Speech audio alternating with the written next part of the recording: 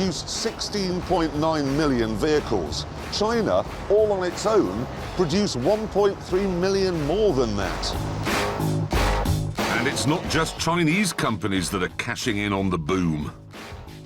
Audi is now making long wheelbase versions of its cars specifically for sale in China and nowhere else, because in China, space in the back matters more than anything else. China is now the world's second biggest oil consumer, taking more barrels per day than India and Japan combined. By 2025, the road network will be big enough to cover the whole of the British Isles. All of it. Scottish Highlands, the lot. 20 times over. So where did it all begin? Well, one of the first cars ever to be sold in China was this. The CA6410UA, better known to you and I as the Austin Maestro. Actually, it's the back end of a Maestro, but the front end of a Montego, and it's powered by a Toyota engine. The history behind this car, though, is even more complicated. In 1998, a Chinese tobacco company bought the tooling for the Maestro and the Montego so they could be made in China.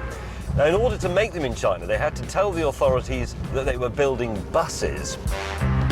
This car, or I should say these cars, because this is a bit of a cut and shut job, these were terrible when they were being built in Britain. So imagine what they were like when they were being made using worn-out tools by a company that's the Chinese equivalent of Players Number 6. It's just hopeless.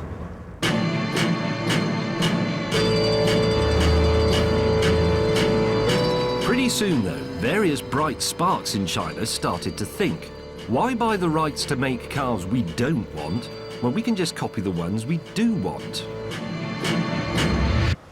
The Chinese are very good at this sort of thing. I'm speaking to you now from behind a pair of fake Ray-Bans, wearing a fake Armani jacket, carrying a fake Louis Vuitton bag, in which we find a fake iPad and a fake iPhone. And if we consult my fake Omega, we see that it's 25 to 3, probably, which means it's time to pop into the fake Starbucks over there for a cup of fake coffee. It seems then that the expression copyright infringement doesn't translate terribly well into Mandarin. All of which explains this. It looks like a BMW X5, but actually it's a